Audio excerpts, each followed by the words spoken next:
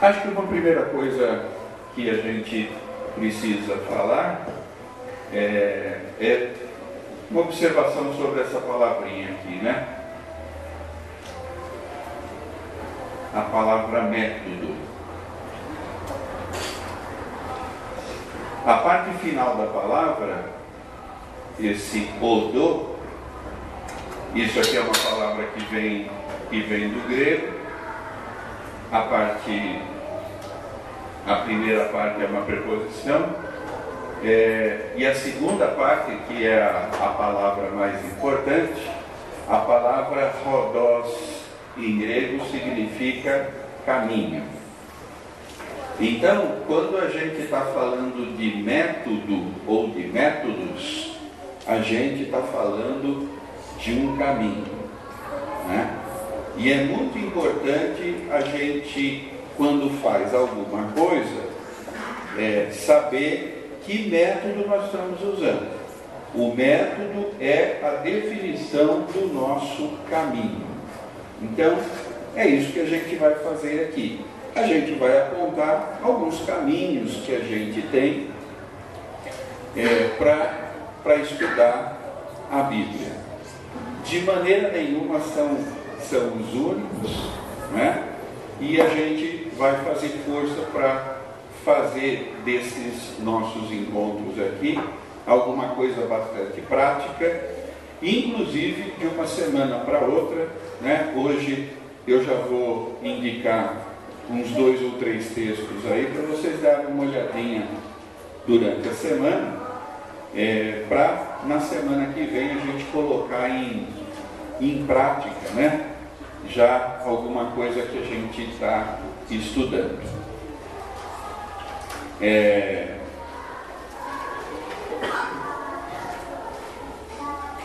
Uma outra coisa assim muito fundamental para nós, né? E que é uma outra palavra que está no título do que nós vamos fazer aqui,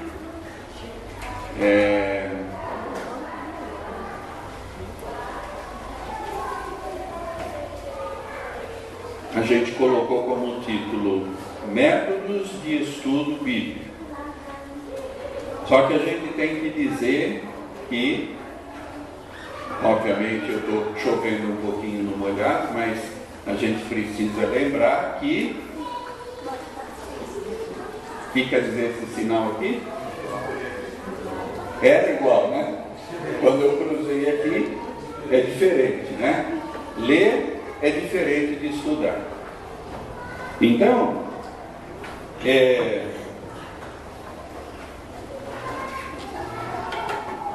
assim, nós vamos partir no nosso estudo do pressuposto de que as pessoas que estão aqui querem estudar a Bíblia, né? O nosso estudo aqui não vai ser um estudo de motivação para que você tenha vontade de estudar a Bíblia, né?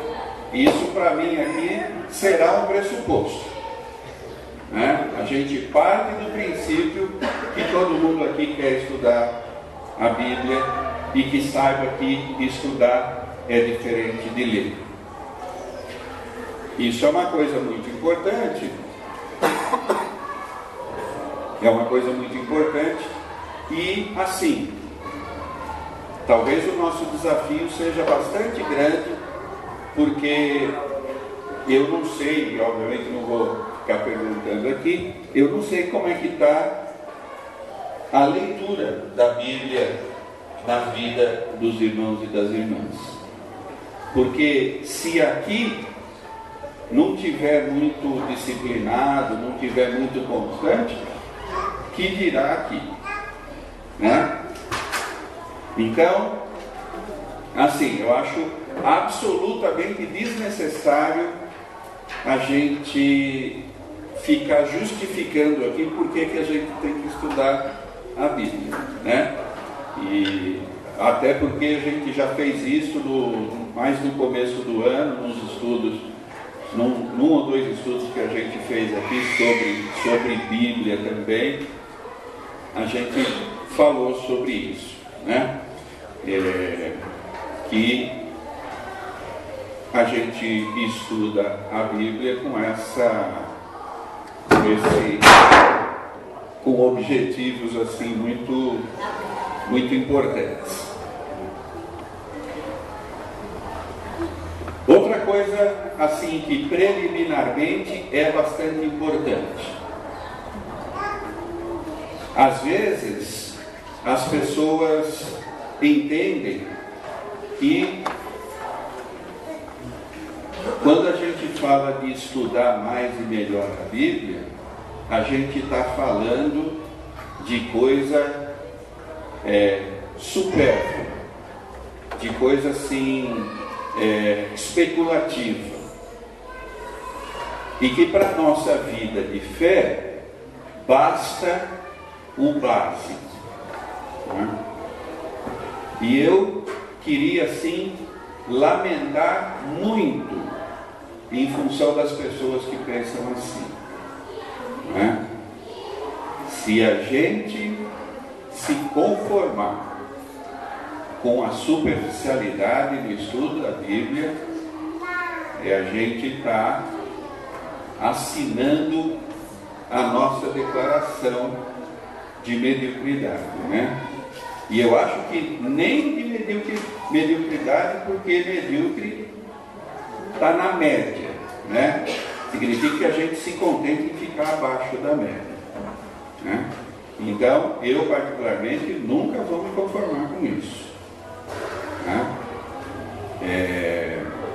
Acho que aqui todos nós temos capacidade, né, de avançarmos no nosso estudo. Talvez o problema seja a gente pensar no 10º degrau, ao invés da gente subir o primeiro, depois o segundo, depois o terceiro e tal, né? Então, um estudo melhor da Palavra de Deus é fundamental para a nossa vida de fé. Ninguém está aqui para estudar a Bíblia para ter mais conhecimento. Tem bastante gente que estuda a Bíblia para isso, para ter maior conhecimento, porque afinal de contas a Bíblia é um livro que faz parte da literatura universal. Qualquer pessoa culta sabe alguma coisa sobre a Bíblia. Só para citar um exemplo, o entrevistador que todos nós conhecemos, o Jô Soares, ele fala com muita desenvoltura sobre a Bíblia, né? Conhece as histórias, conhece os textos, tal. Isso não significa necessariamente, né? Não quero julgar, mas isso não significa necessariamente que ele tenha uma vida de fé. Para nós aqui, o estudo bíblico serve para fortalecer a nossa vida de fé, para que a gente, né, baseado naquilo que está na própria Bíblia, para que a gente possa dizer, né, que a gente sabe no que a gente crê, a gente é capaz de dar a razão da nossa esperança, como está na Bíblia também.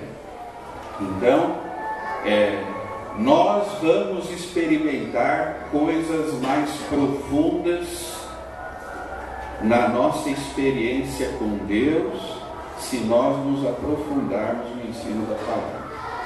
Esse é o objetivo. E cristãos mais profundos serão instrumentos mais úteis na mão de Deus. Então esse é o nosso grande objetivo, né? A nossa vida de fé. Então, isso aqui é uma das palavras que está no nosso título, né? Lembra do nosso título? Métodos de estudo bíblico. A terceira palavra, a segunda palavra está aqui, e a outra, bíblico, vem de Bíblia. O famoso livro da capa preta. Agora já tem Bíblia com uma porção de capas diferentes, né? Mas houve um tempo que a gente conhecia a Bíblia porque ela tinha uma capa preta, né? Então, o que é a Bíblia?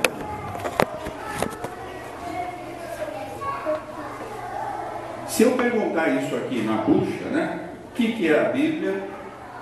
Provavelmente vai aparecer a resposta: ela é a palavra de Deus. O que obviamente não está errado.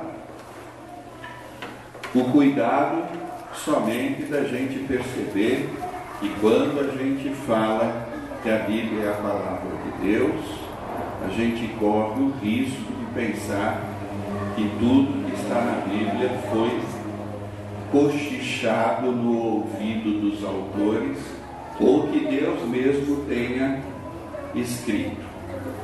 Fazendo isso, a gente esquece do aspecto humano da Bíblia, que é muito importante e que não pode ser deixado de lado.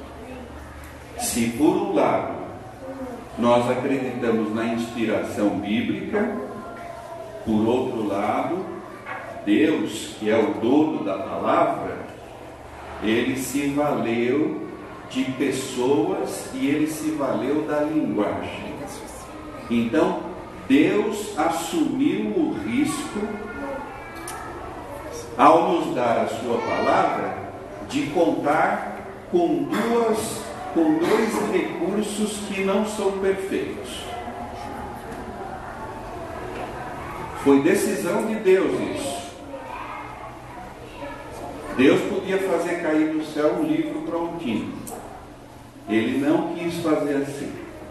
Ele quis nos dar a sua palavra em parceria com o ser humano.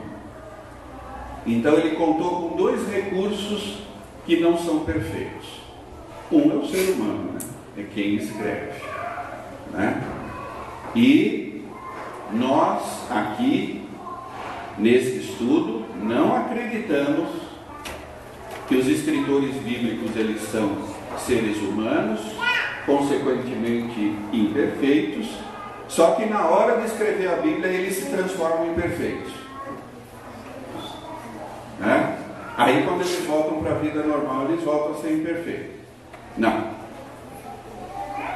Paulo, Jeremias, Isaías, Mateus, Marcos eram seres humanos que tinham talentos, uns mais, outros menos. E eu não estou ofendendo de maneira nenhuma a palavra de Deus quando eu digo que no aspecto teológico as cartas de Paulo são superiores às de Pedro. Eu não estou ofendendo o Espírito Santo, não estou ofendendo a Deus, né? Quem escreveu as cartas de Pedro não tinha obrigação de ter o mesmo talento do apóstolo Paulo. O apóstolo Paulo era um fora de série. Ele está absolutamente acima da média em termos de reflexão teológica, né? Não significa que os outros textos sejam menos importantes. E o que nos empolga, o que nos anima a estudar a Bíblia é justamente perceber essas diversidades, né?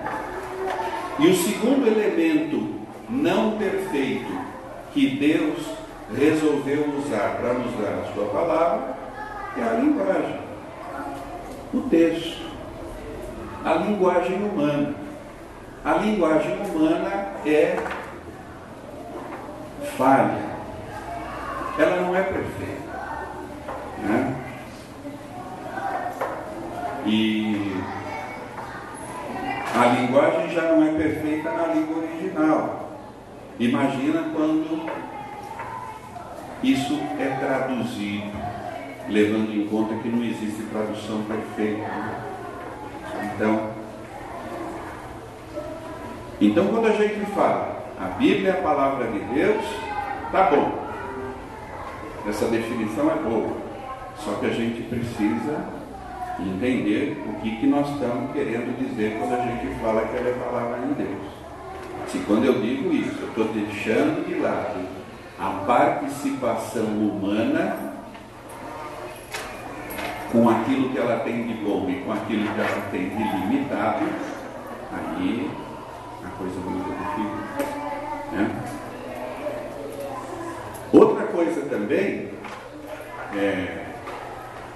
o Alonso sempre cita isso, sempre não, né? Muitas vezes quando ele faz oração ele cita isso, né?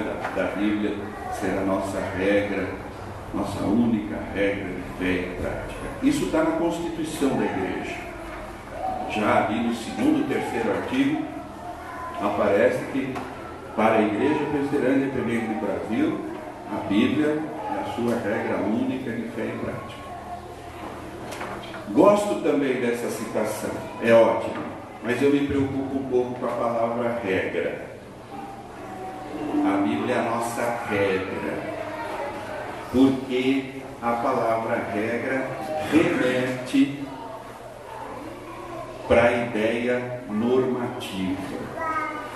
Então na Bíblia nós temos a norma, na Bíblia nós temos o... E não é bem assim, né? A Bíblia, na verdade, ela é muito mais para nós um conjunto de testemunhos.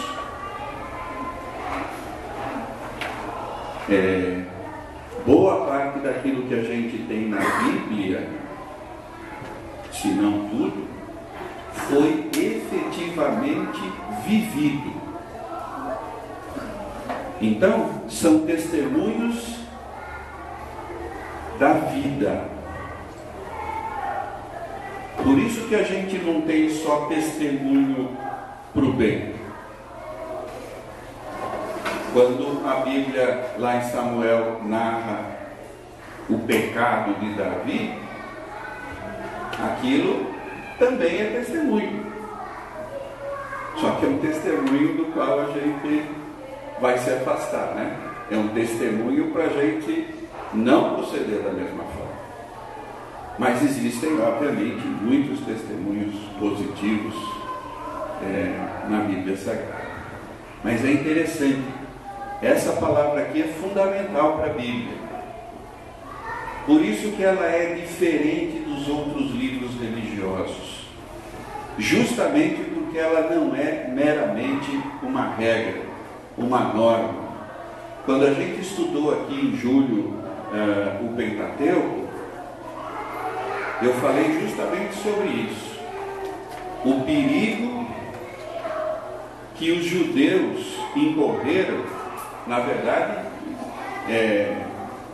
a gente pode dizer que é o perigo que eles efetivamente experimentaram. O perigo de transformar a lei em norma, em regra. E o espírito, com letra minúscula, o espírito da lei não é a norma. Deus deu leis para o seu povo ser feliz, para o seu povo ter vida. E aí os judeus transformaram a lei numa carga pesada. Então a gente pode falar isso da Bíblia de maneira ampla. São testemunhos de pessoas que tiveram experiências com Deus. Por isso que, ainda que a Bíblia transmita conhecimento, ir na Bíblia para ter conhecimento só, né, não é muito legal. Os testemunhos de vida do passado alimentam a minha vida de fé. Essa é a questão da Bíblia. É para isso que ela existe, né?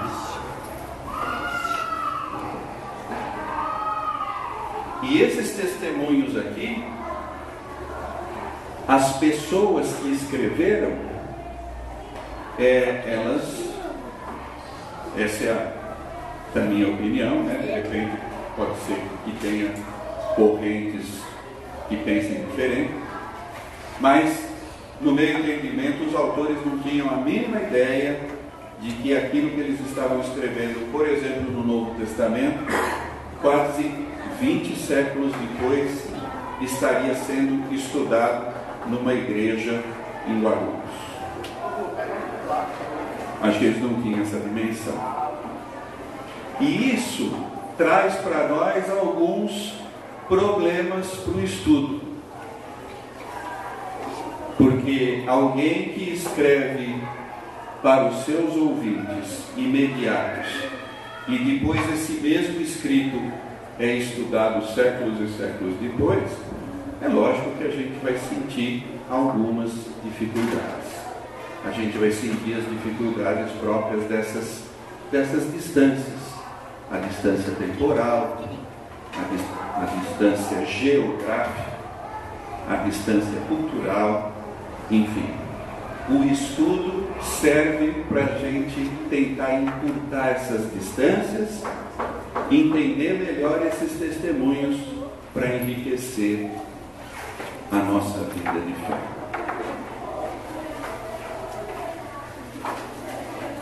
Os irmãos podem interromper, perguntar, participar, quando quiserem, é só sinalizar, nós estamos aí à disposição. Aí uma pergunta, né? Diante disso que eu falei, o nosso empreendimento de estudar a Bíblia é fácil? Né? Infelizmente não. E acho que a gente não deve querer o fácil.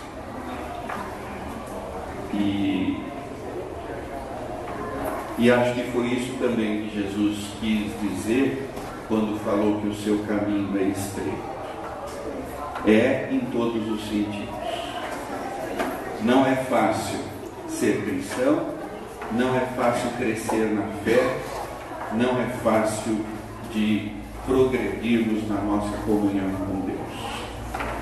Só para dar um exemplo, abram por favor as suas Bíblias na segunda carta de Pedro.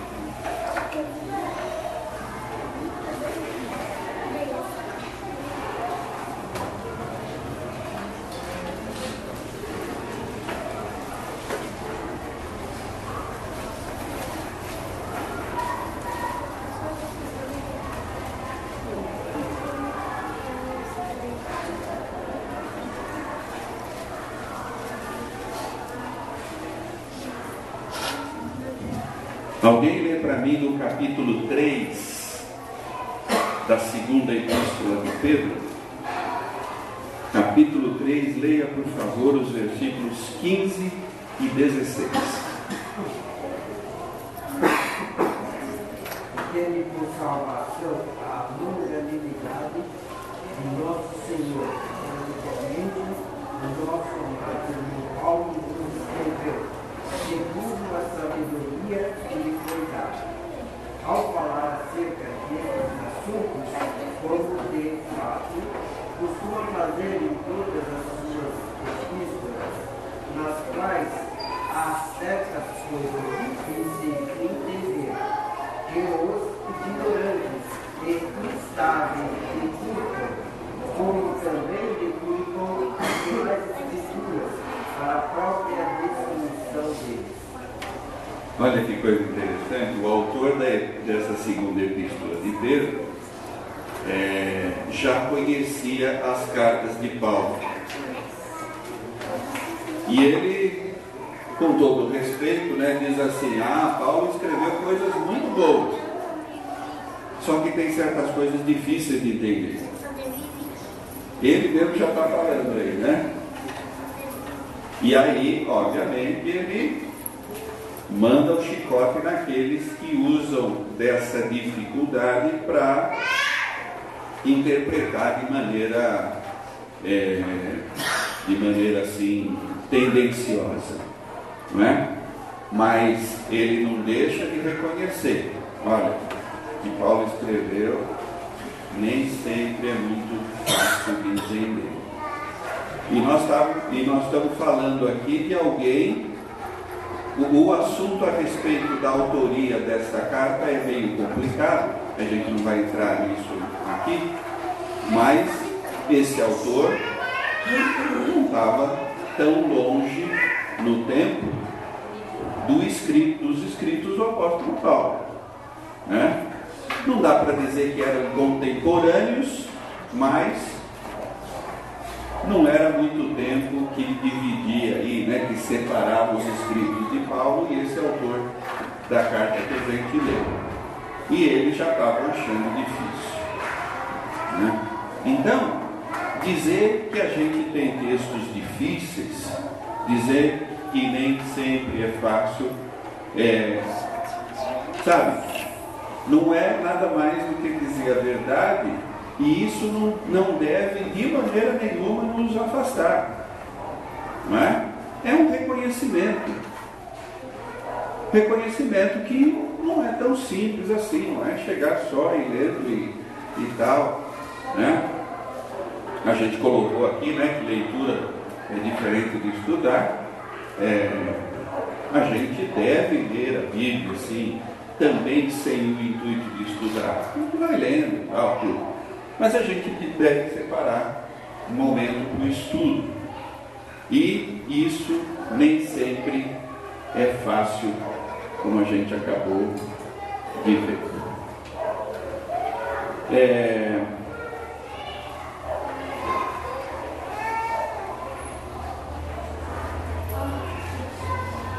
Outra coisa importante, e aqui eu vou de repente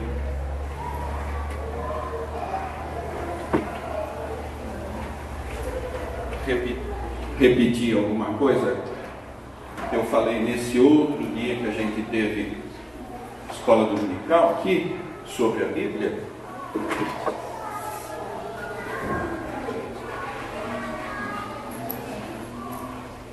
Os reformadores, eles disseram uma coisa que às vezes as pessoas repetem até hoje e que a gente precisa entender por que eles disseram e por que isso que eles disseram não é totalmente verdade. Os reformadores, eles disseram que o exame das Escrituras devia ser livre. Eles disseram que todo cristão deveria ter a liberdade de examinar as Escrituras. Uma coisa que eles disseram. Outra coisa que eles disseram foi que quando a gente encontra na Bíblia um texto difícil, a própria Bíblia tem outro texto que esclarece. Por que eles disseram isso? Eles disseram isso porque eles queriam apostar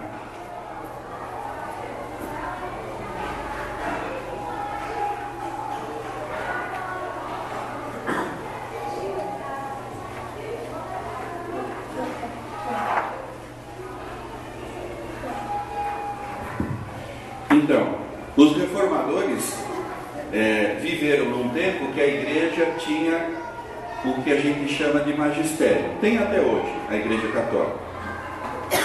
O magistério é onde a Bíblia era estudada e onde as interpretações bíblicas eram extraídas. Então, vem daí a ideia que não é totalmente correta, de que a Igreja Católica como instituição impedia as pessoas de ler a Bíblia. Não é isso. É que eles entendiam que a Bíblia deveria ser lida e estudada por uma comissão de doutores, né, de pessoas muito capacitadas, e o extrato desse estudo é que deveria chegar no povo, né? Então os reformadores foram contra isso. E é por causa desse pano de fundo que a gente precisa entender os reformadores falando: olha, livre exame das Escrituras. Não é só o magistério. Todo mundo pode examinar as Escrituras. E quando tiver texto difícil, a própria Bíblia explica. Só que não é bem assim. A Bíblia tem uns textos difíceis que a própria Bíblia não explica. Infelizmente. E a gente deve ter humildade de perceber o que os comentaristas cristãos escreveram e, às vezes, encerrar um pouco o nosso assunto num determinado ponto. Só para dar um exemplo. Primeira carta de Pedro. O texto é conhecido.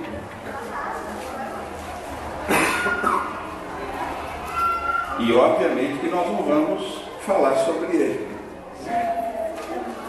Precisaria de uma aula para a gente falar sobre ele. Só para dizer que tem texto que a gente não sabe direito o que significa e não sabe mesmo. E não tem outro texto da Bíblia que ajuda a gente. Esse texto que você se refere, né, lá no livro de Deuteronômio 29. Então, a gente precisa tomar cuidado para isso aí não virar uma muleta, né? Tudo que a gente não sabe, a gente joga para Deuteronômio 29, daí, né? Eu acho assim, a grande parte dos textos bíblicos a gente pode entender. E existem muitos textos que quando a gente lê, se a gente consultar outros textos da própria Bíblia, a gente pode entender. Então, o que os reformadores disseram não é que não é verdade, é que não é sempre verdade, né? É o perigo da gente pegar aquilo que eles falaram e transformar numa lei rígida. Primeira carta de Pedro, capítulo 3.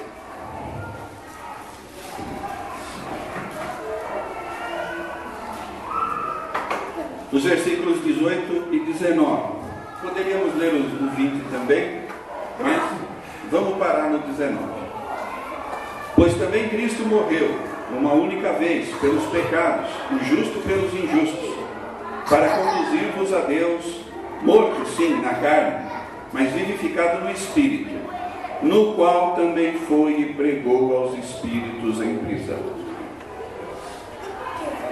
O significado de Cristo em espírito ter pregado aos espíritos em prisão, lógico que se a gente abrir aqui, talvez muitos vão dizer, não, eu já ouvi uma pregação, um estudo, mas se a gente olhar de maneira séria, né, a gente tateia esse versículo assim, né? Olha, pode ser que seja, né?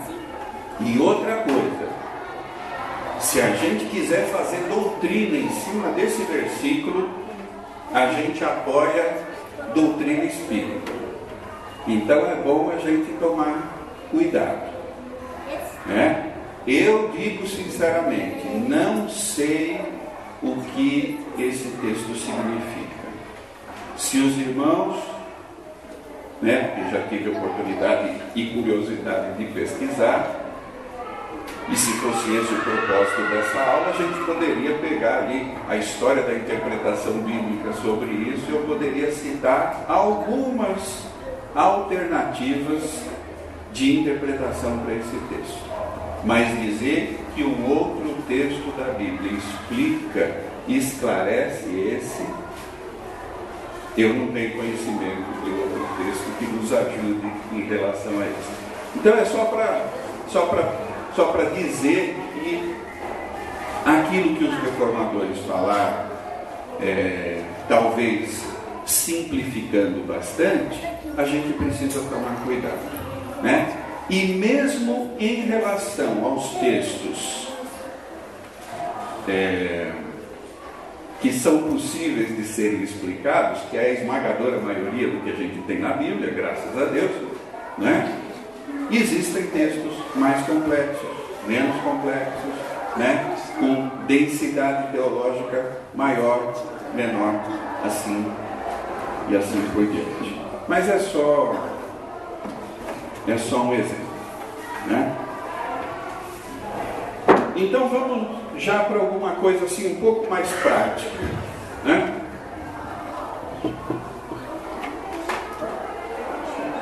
Eu falei que estudo não é igual à leitura, mas todo estudo começa com a leitura, é claro.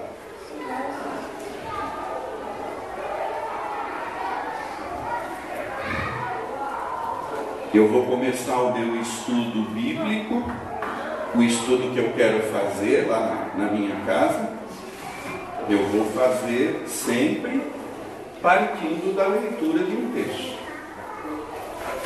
E aqui eu vou abrir um parênteses, daqui a pouco eu fecho. O melhor jeito de estudar texto bíblico é aqui, na igreja, com a comunidade de fé. A gente pode e deve estudar a Bíblia lá em casa, mas o melhor jeito é aqui. Porque Deus nos fez comunidade. Deus nos fez comunidade. E a comunidade precisa aprender junto. E o fato de o pastor ou do professor ter estudado um pouquinho mais, não significa que eles têm sempre a última palavra e que só eles devem falar. Quando a gente estuda texto da Bíblia, é muito gostoso a gente estudar no meio das pessoas. E nós vamos exercitar isso aqui, né? Não hoje, né? Das próximas vezes. Porque de maneira nenhuma eu posso dizer que olhando para um texto eu consigo ver tudo. Não consigo. Então, a minha visão é dependente da visão de vocês. E eu poderia citar exemplos nesta igreja e em outras. Exemplos muito legais de estudo bíblico assim, em mutirão, quando a gente descobre coisas a partir do que o outro nos fala. Em vigílias nossas aqui, a gente já teve isso, né? Em acampamentos e mesmo estudos bíblicos feitos aqui na igreja. E sabe por que eu acho isso? Porque a própria Bíblia é um trabalho de mutirão.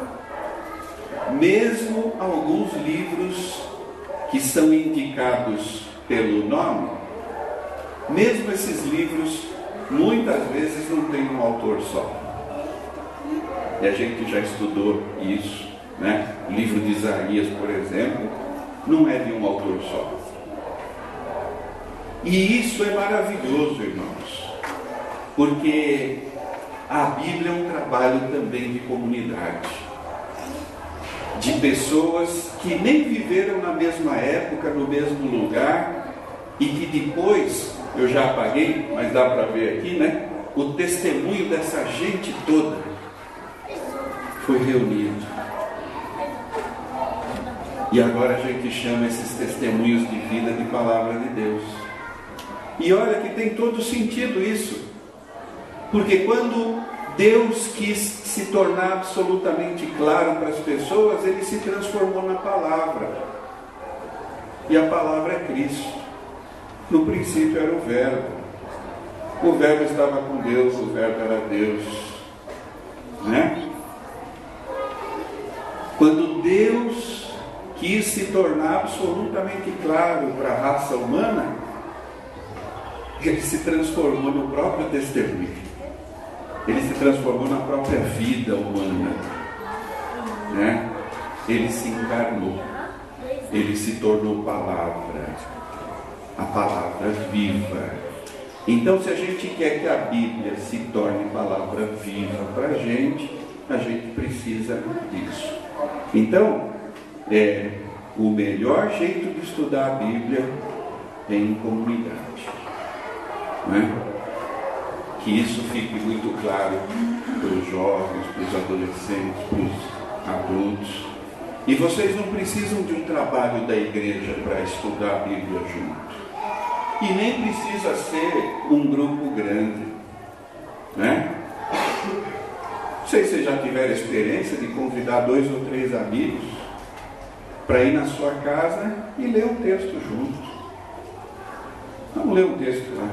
Aí a gente vai discutir um pouco, conversar um pouco, a gente ora. E se for para fazer isso e sair cheio de dúvidas, amém. Glória a Deus. A sociedade humana só avançou por causa das dúvidas.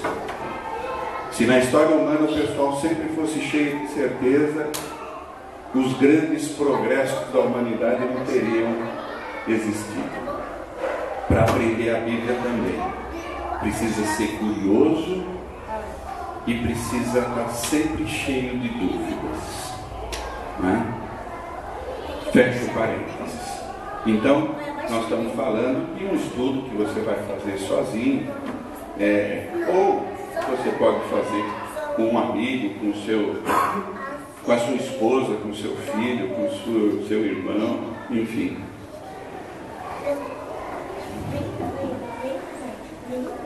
Leitura.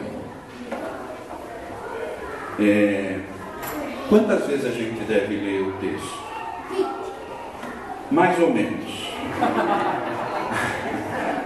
Pode ser um pouquinho menos. Pode ser um pouquinho menos. Mas não deveria ser uma vez só. Não deveria ser uma vez só, né? Porque essa é uma experiência que quem ainda não teve deveria ter, a questão de ler o mesmo texto várias vezes e perceber como que a gente percebe coisas novas a cada leitura, se a leitura for atenta, né? Se for uma leitura séria, assim. Então, você deve ler várias vezes o texto. Há um recurso que algumas pessoas usam, não estou dizendo que obrigatoriamente é bom ou ruim. Não, que é bom, é bom. Talvez nem todo mundo tenha a paciência de fazer, que é copiar o texto. Copiar o texto. No seu caderno você copia o texto que você já leu 2 ou 3 vezes. Você copia. É interessante também. Quando a gente lê um texto, a gente precisa, o básico é entender o texto na sua literalidade. Não estamos ainda falando de compreensão da mensagem, de entendimento teológico. Não. Entender o texto. Entender o texto que você está lendo. Isso é o básico do básico. Ah, pastor, mas isso não acontece? Eu me arriscaria a dizer que muitas vezes não acontece. Porque, eu também já paguei aqui, mas porque o pessoal fica só na leitura, passa por cima de coisas que não entende e permanece não entendendo. Né? Oi.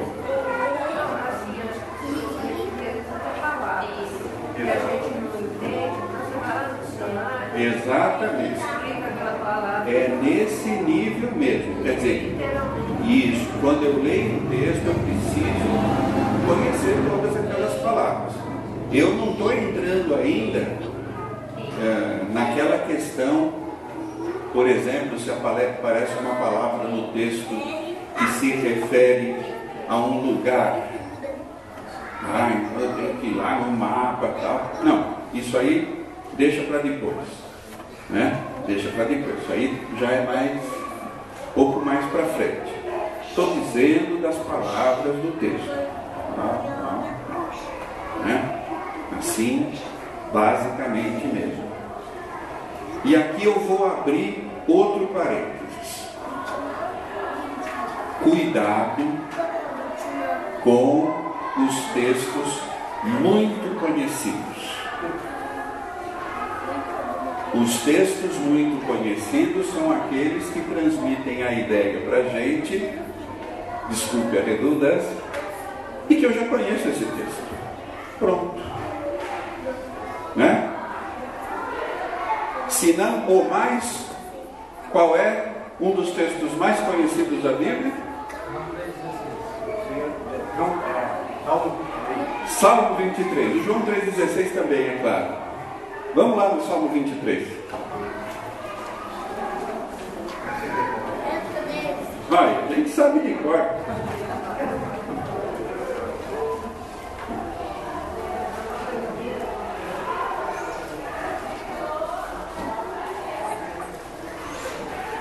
Salmo 23, que maravilha! Pelo menos até o versículo 4 é uma maravilha, né? O Senhor é meu pastor, nada me faltará. Ele me faz repousar em pastos verdejantes, leva-me para junto das águas de descanso, refrigera minha alma.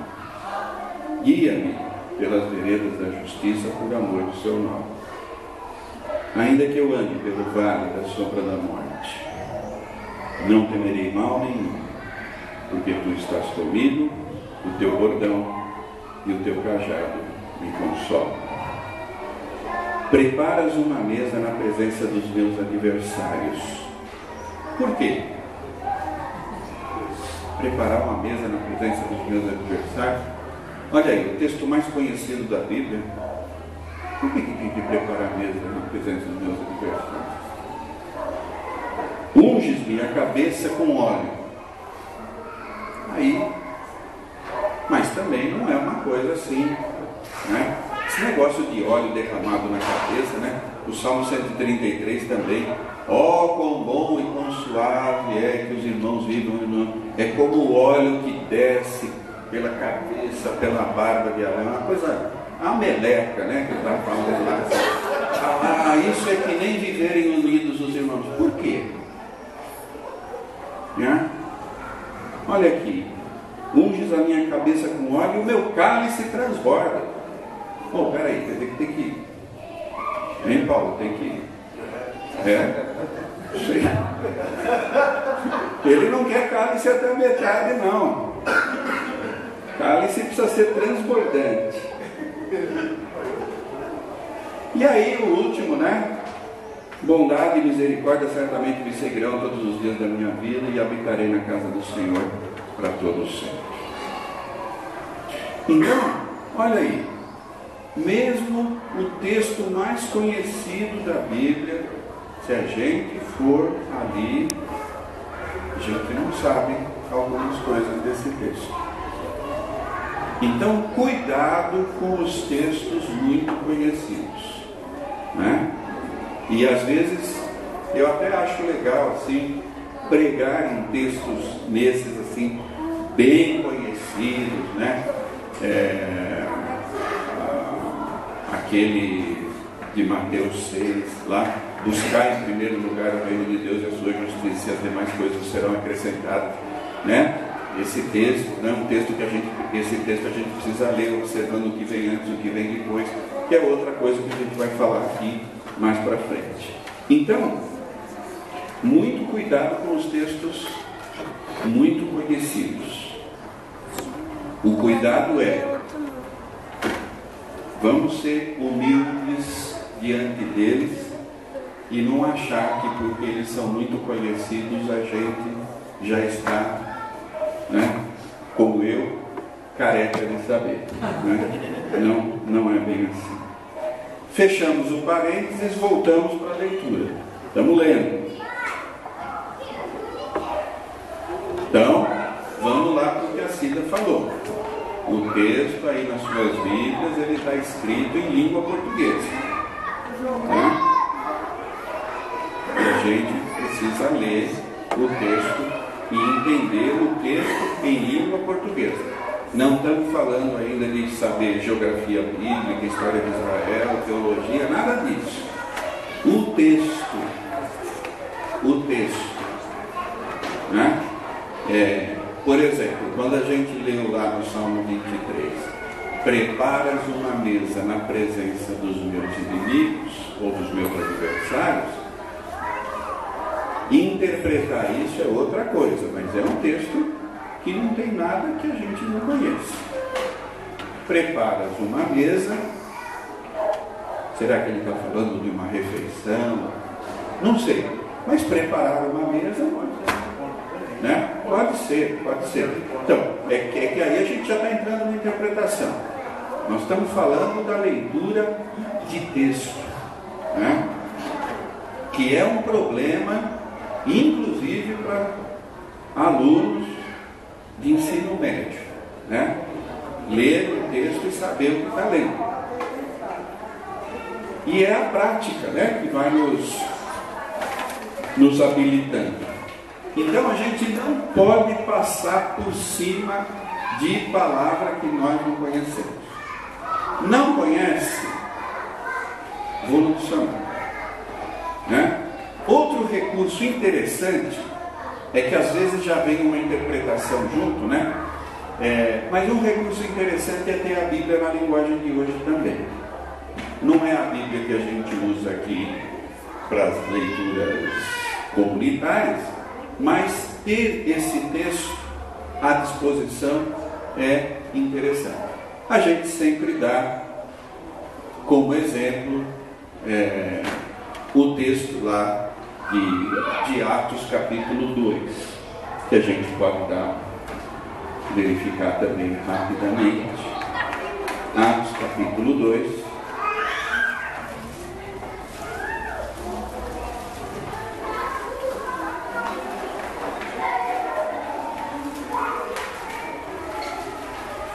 Atos 2:37. Lê alguém para mim, por favor. Ouvindo eles estas coisas, compungiram-lhes o coração e perguntaram a Pedro e aos demais apóstolos: que faremos? Olha aí. Eles ouviram o discurso de Pedro e diz o texto: compungiu-se-lhes o coração, né? Como se não bastasse o verbo compungir, e eu nunca ouvi ninguém aqui me dizer que estava compungido, né? É uma palavra, estou aqui há 11 anos, nunca nenhum irmão da terceira igreja falou para mim que estava compungido, né? Então, o que é isso? A gente precisa saber, né? E essa versão bíblica do Almeida, além de usar a palavra compungir, usa esse negócio aí, né? Que a gente aprende lá na escola, que chama mesóclise, né? Quando você tem isso, compungir-se-lhes, né? Para complicar mais ainda para a gente. Então, a gente precisa, né? Ou seja, o texto está falando que as pessoas, depois que ouviram o discurso de Pedro, ficaram de determinado jeito, né? Se eu não estudar essa palavra, lógico que alguém pode dizer assim: ah, pastor, mas aí pelo contexto, esse compungir deve ser, sei lá, eles ficaram tristes, ficaram preocupados. Mas é bom saber exatamente o que é, né? Para a gente não ficar, não ter esse tipo de dúvida. Ainda na leitura, a gente não pode deixar de perceber que lá no período bíblico algumas coisas não vão ficar claras para a gente, porque a gente não lida mais com algumas categorias, com algumas coisas do mundo bíblico. Então, um exemplo: Jesus falando a parábola do fariseu e do publicano, né? A gente não tem mais publicano e a gente não tem mais fariseu. Eu estou pegando duas categorias assim que não são tão desconhecidas, né? A maioria dos que estão aqui sabe que o publicano era um cobrador de impostos e sabe que fariseu era aquele judeu chato que vivia atazanando Jesus e tal, né? Mas seria melhor conhecer um pouquinho mais essa figura do publicano. Nem tanto, ele cobrava impostos e em geral ele não era muito honesto. Tá. E o fariseu? O fariseu. Porque na parábola do fariseu e do publicano, o publicano fala muito pouco, né? Ele só fala: tem misericórdia de mim. O fariseu fala um monte de coisa. Então, a gente vai entender melhor, né, o que o fariseu está falando, se a gente souber o que é um fariseu. E nós vamos entender um pouco melhor também essa grande sabedoria de Jesus de inventar uma história. Parábola é uma história inventada, colocando lado a lado no momento da oração no templo justamente um publicano e um fariseu, né? Se na parábola de Jesus tivesse um escriba e um fariseu, o choque não era tão grande assim. Mas um fariseu e um publicano, aí a coisa é mais complicada. Então, as palavras da língua portuguesa e aquelas coisas que são do período bíblico e que não são mais do nosso período. A vantagem, quando eu falei lá no início que a gente precisa ir caminhando assim degrau por degrau, olha que coisa bacana. Se a gente investigar e aprender um pouquinho melhor o que é o tal do fariseu, isso não vai ser visto para a gente só no texto do fariseu e do publicano. Porque tem um monte de citação no Novo Testamento a respeito dos fariseus. A gente vai se beneficiar em outros textos também, né? E além dessas coisas do período bíblico, tem umas coisas assim, às vezes que aparecem no texto e que são meio técnicas assim, né? Eu sempre dou esse exemplo porque pode parecer uma coisa banal para quem, né, para quem, enfim, na sua vida viu isso várias vezes, né? O tal do arado, né? Eu, até ler a Bíblia, não tinha a mínima noção do que era um arado.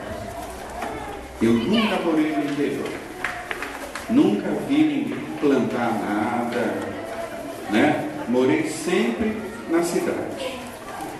E aí vem o texto e fala: aquele que põe a mão no arado e olha para trás, precisa saber o que é o arado. Isso não é uma informação assim, dos tempos bíblicos, eu preciso. Não. A coisa é uma coisa de cultura geral, a gente pode dizer, né? E aí eu abri lá uma enciclopédia, vi um desenhinho lá do arado. Então é isso. Que legal, tem uma ponta ali que serve para isso. Precisa saber, né? Por quê? Porque a Bíblia é cheia de comparação.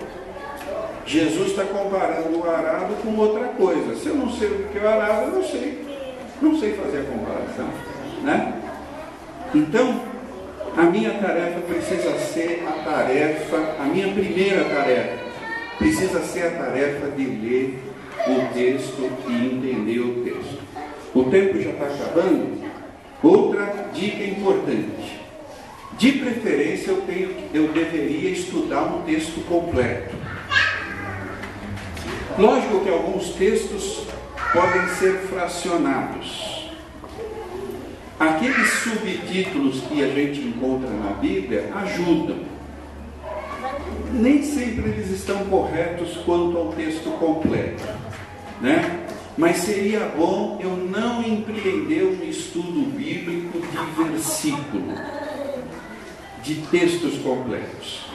No livro dos Salmos é fácil. né? Cada salmo é um texto completo.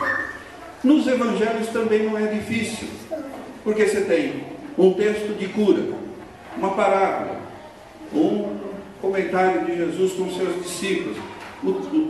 Você vê que aquelas narrativas foram sendo coladas, né, para formar o evangelho. Nos livros proféticos é um pouco mais delicada essa questão, mas é importante pegar um texto que tenha começo, meio e fim, né? Então isso é bacana. E outra coisa também, prestar atenção nos detalhes. Às vezes o sabor do texto mesmo, aquela coisa está no detalhe, né? Por isso que a leitura repetida, né? Lê uma vez, lê outra vez, porque você vai olhando o detalhe, e isso é bom, né? Então, vamos para a próxima semana. Leiam na casa de vocês com essa sensibilidade e com essa atenção 3 textos: o Salmo 100, Salmo número 100,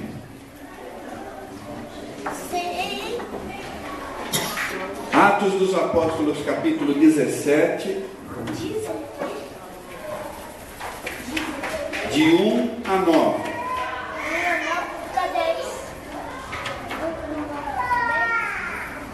E Marcos, capítulo 10,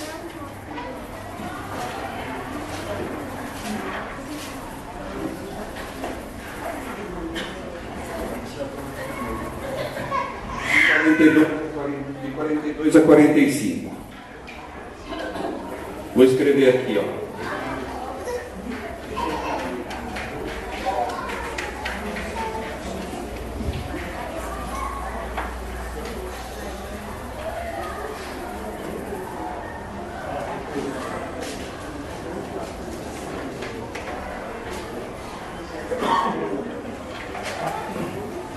ok? São textos curtos, eles não são obviamente iguais, mas façam essa leitura atenta. Oi. O senhor falou com relação a textos que não se explicam. Uma vez eu pensei, e depois uma vez uma pessoa comentando comigo assim, eu nunca vi ninguém pregar sobre... Pessoal? Uma vez uma pessoa, nós comentamos e a pessoa falou para mim assim, eu nunca vi ninguém pregar a respeito de Mateus 27, 52 e 53. E é um texto muito intrigante, porque após quando Jesus lá no alto da cruz expirou, o véu do templo se rasgou e depois no versículo 50 diz assim: abriram-se os sepulcros e muitos corpos de santos que dormiam ressuscitaram, e saindo dos sepulcros, depois da ressurreição de Jesus, entraram na cidade santa e apareceram a muitos. Então, obrigado ao Valdir pelo exemplo. É outro exemplo que poderia ser citado ao invés daquele, né? Esse tipo de texto ele está presente, obviamente, em menor quantidade, mas eles existem. E acho que é muita arrogância da nossa parte achar que a gente pode dar a última palavra, a explicação a respeito de todos os textos que estão na Bíblia, né? Por isso é que a gente estuda, né? Uma última palavra. Na Igreja Presbiteriana Independente do Brasil, a função do pastor é especialmente docente. Especialmente docente. Ele pode não saber fazer algumas coisas, ele pode não saber tocar violão, ele pode não saber cantar, não é? Mas Um pastor que não sabe ensinar é alguém que quer estudar para médico e desmaia quando vê sangue. Não vai dar certo. E quando eu estou falando isso, eu não estou falando de ser bom, de ser, sabe? Mas de colocar-se à disposição para isso. E eu estou dizendo isso porque as pessoas da igreja às vezes fazem pouco uso do seu pastor naquilo que é a sua função básica. Você leu um texto, está estudando, ficou com dúvida, tem que procurar o pastor. Tem que procurar o pastor, não porque ele vai de pronto te dar a solução, né? Infelizmente não é assim, a gente tem limitações também, mas é uma pessoa com um pouquinho mais de experiência no estudo e assim eu me sinto muito bem quando eu sou questionado sobre textos e que eu preciso pesquisar também. Ex-alunos de seminário fazem isso por e-mail comigo até hoje. O reverendo Fernando Lira, por exemplo, ele está lá porque foi o exemplo mais recente, há umas 2 ou 3 semanas atrás. Ele é pastor lá em Passo Fundo. Ele é natural aqui de Sorocaba. Pastor lá em Passo Fundo, escreveu um e-mail me colocando lá um problema a respeito de 2 provérbios do livro dos provérbios. E eu não tinha a resposta de pronto, mas foi muito legal, porque daí eu fui lá, olhei o texto no hebraico e pesquisei, aí respondi para ele falou mais alguma coisa. Isso é muito bacana, né? Então, sabe, a gente precisa se comunicar mais. É bom ter dúvida, mas não de guardar ela no bolso, né?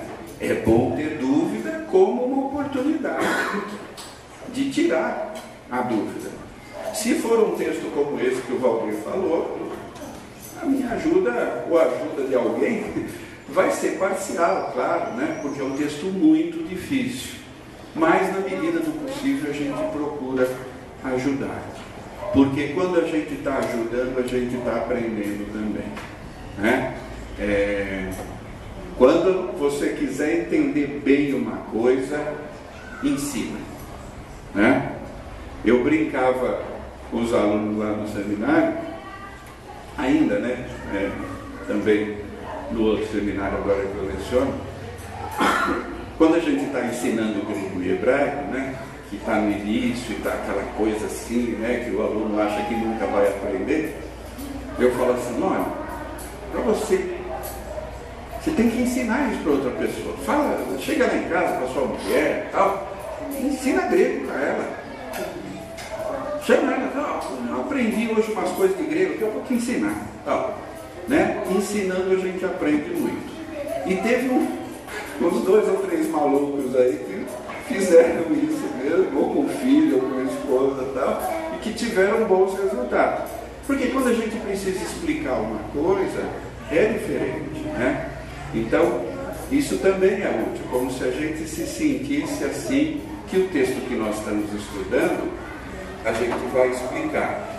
Por isso que essa questão de estudar nos grupos é interessante, né? Porque a gente vai verbalizar alguma coisa, a gente vai tentar formular uma ideia daquilo que a gente entendeu, e isso faz muito sentido.